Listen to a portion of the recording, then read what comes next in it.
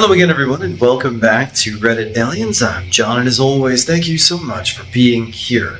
Good topic for you today. Let's do it. Regardless of your feelings on the occult or supernatural, what's the most downright creepy experience you've ever had? Please remember to like, share, hype, listen and ask for shoutouts, and subscribe. My dad and stepmom moved into a new house on Halloween a few years ago. The house is a settler's house and about 120 years old.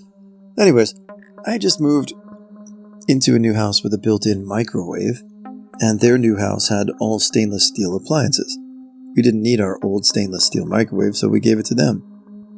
A few hours into their move, I was sitting in their kitchen all by myself when the doorbell rings. I thought maybe it was someone with full hands trying to get in, so I checked the doors, but there isn't anybody outside. Weird. Go back into the kitchen to keep drinking my tea, and the doorbell starts ringing nonstop. A bit freaky, but whatever. It's an old house after all.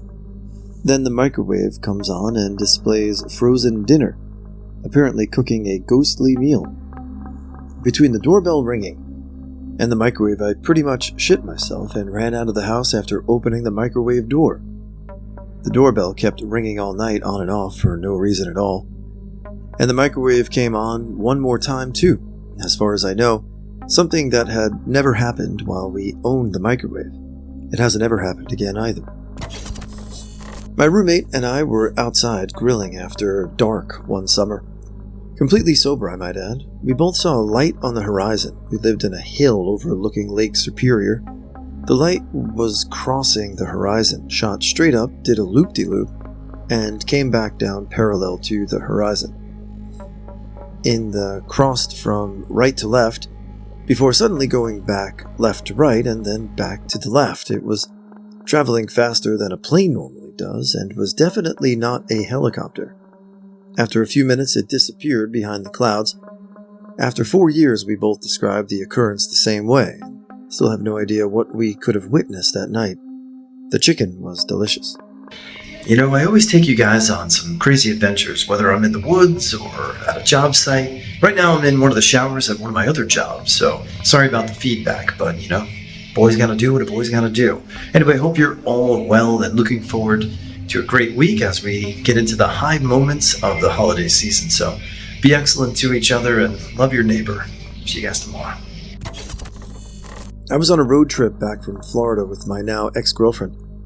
We decided to stop at a hotel for the night after 9 hours of driving. Nothing special about the place. Was a part of one of the chain hotels and was right off a major highway. Eventually, we both decide to go to bed. As we're falling asleep, we start hearing these strange noises coming from the bathroom, like someone almost tapping against the toilet.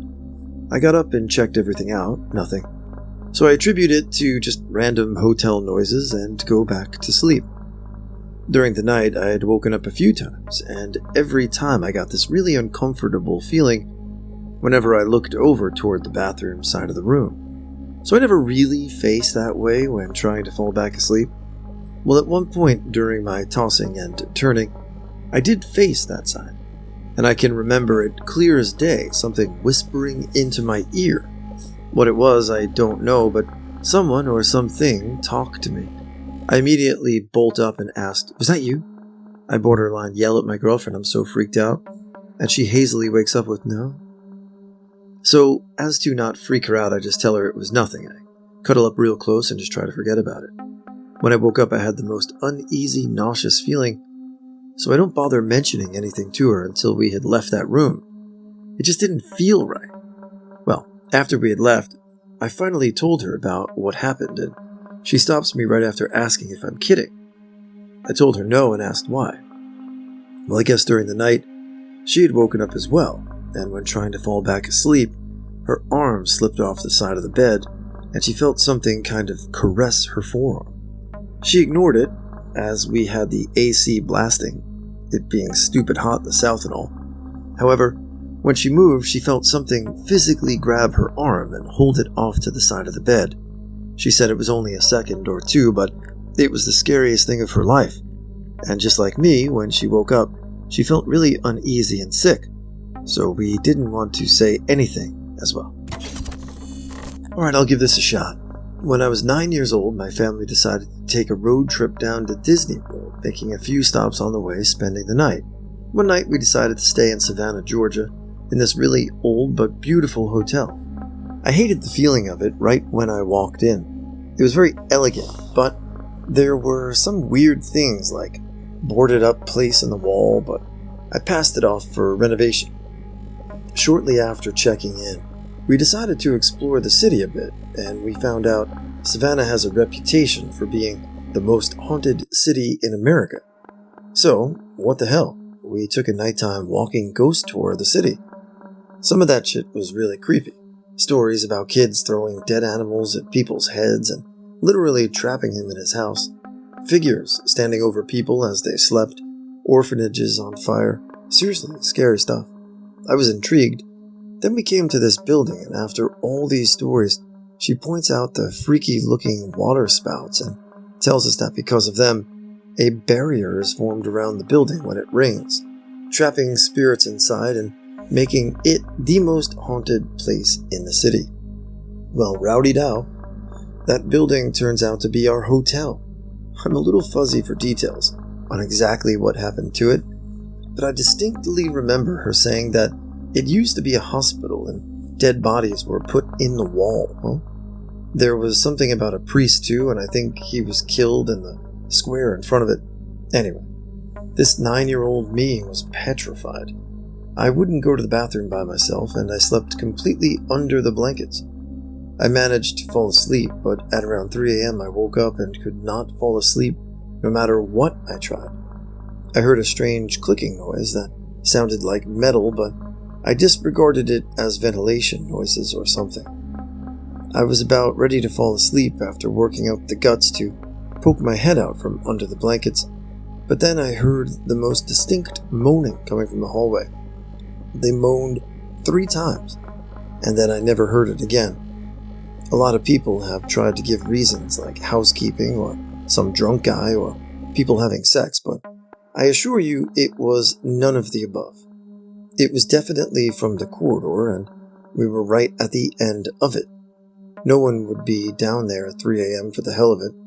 This person sounded like they were dying. The next morning I tried to explain what happened to my mom, and when I remembered the clicking, I looked for a source. I remain convinced to this day that it was our door unlocking and locking again. I didn't see it, but it was identical to the sound I heard last night. As we ate breakfast that morning, it started to rain. Needless to say, I freaked out, and we left. This isn't as creepy as other stories on here, I'm sure, but it freaked me the f*** out, and no one can explain why or how it happened. So, my friend and I were visiting New York City, and we were wandering around the Museum of Sex. Thought it would be funny, it was just a ripoff. I pulled out my phone to take a picture of something. I go to the camera app, and when it opens, there's an image of an Asian woman's face. It's in grayscale and very dark, almost like a photo that had been photocopied or something. Her eyes are closed in the picture. It stayed on my screen for probably 3 seconds. Then the screen went to my camera. I started kind of freaking out and tried to explain what I saw to my friend. She believed me, because of how visibly creeped out I was. I've Googled and haven't heard of a similar experience. My phone is an iPhone 5. I posted about what happened on No Sleep, and someone brought up the suicides in China at Apple's Foxconn factories. I'm not someone that believes in paranormal stuff, but I really can't explain what happened. I know that this will be buried, but here's my experience. I had just moved into a new apartment. It was a duplex with a shared basement. I hadn't met my neighbor yet, and have heard anyone over there. It had hardwood floors, so you could hear everything, I later learned. So I'm laying in bed one night. It was the first week or 2 I had been there, and I hear something, a light scratching noise at my basement door, which was in my bedroom. I shrug it off, thinking I was just hearing things. Then I hear a growling that seems to be intensifying. As this happens, my cat jumps to the edge of the bed with his hair standing straight up and stares at the door. He literally jumped in between me and the door as if to protect me. I just think my neighbor had a dog in the basement or something. About 3 days later, I meet who I think is my neighbor, but it turns out that no one had been staying there for a month, and this was her ex-husband taking over her lease to move in. There was no dog or sign of any type of animal in the basement. From then on, I stayed clear of that basement unless it was absolutely vital. I don't know where to start. My boyfriend has night terrors in which he talks to me about the terrifying supernatural beings that are in the room. In the first month of dating, before I knew I had to be afraid of sleep sometimes, he was sleeping over. In the middle of the night, I feel him grab my arm. He was sitting up, eyes closed, still asleep, but pointing to my bedroom door, he kept saying, "There's something outside the door. There's something outside the door. Oh my God, it's a person. It's coming in. Oh my God, it's coming in." I look. There were 2 leg-like shadows outside the door, and the door moved. No one else was home. I will never forget the feeling of just complete terror. He has then talked about the children playing in the attic, the old woman in the window, the man on the roof, the hooded figure in my closet, all while he's asleep. No recollection of it ever. Nothing more than sitting up and talking to me about it. Daytime, he's the most happy, normal, awesome guy ever. 3 a.m., terrifying to me. My mom and her sister had an imaginary friend whom they named Snookums. When they asked him his name, he said he didn't know. As time went on, Snookums continued to talk to them, and as they became teenagers, Snookums was still there. My mom had the impression that he wasn't a ghost, but was actually a little kid who was somehow stuck in a higher dimension. Snookums then disappeared for a long while, only to reappear after my mom had my brother and I. I've actually heard Snookums' voice, and he really did sound like a normal kid. He even made the wood decking of the house creak beneath his weight, even though you couldn't see him. He never slept, and he was terrified of being alone. However, he would inexplicably disappear for weeks at a time, yet would deny he ever went anywhere. He used circular logic constantly, and you could glean absolutely no information from him about anything. However, he did say that trees talked to him. So there you go. That's my ghost story.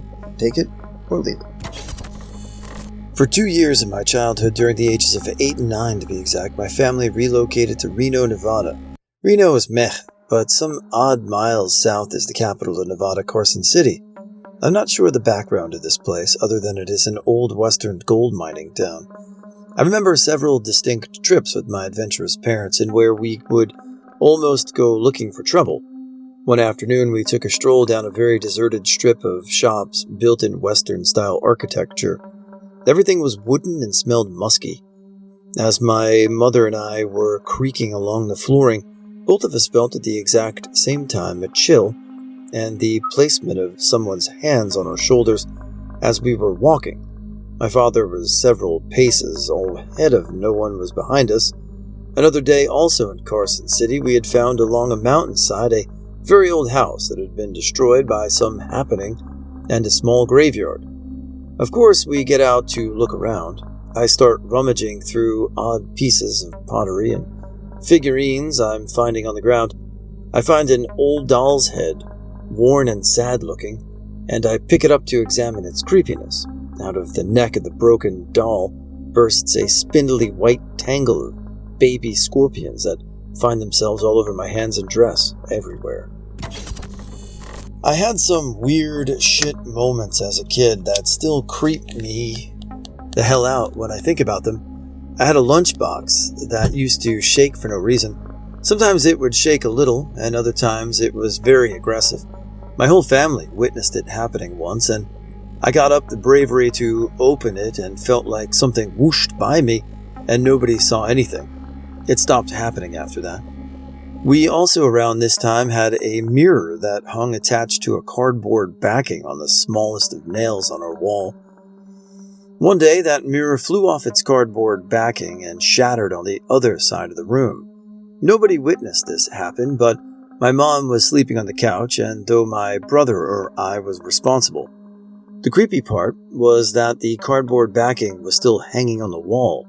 I'm an atheist now, and my whole family are Christian, and whenever we get into religious debates, they always bring up these incidents as proof of a spiritual side. I have no explanation for it.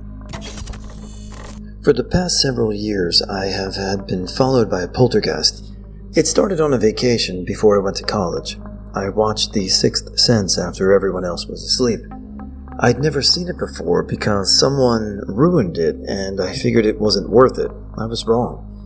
The suicidal mother ghost got to me, so I quit at about 2 a.m. to pick it up in the morning.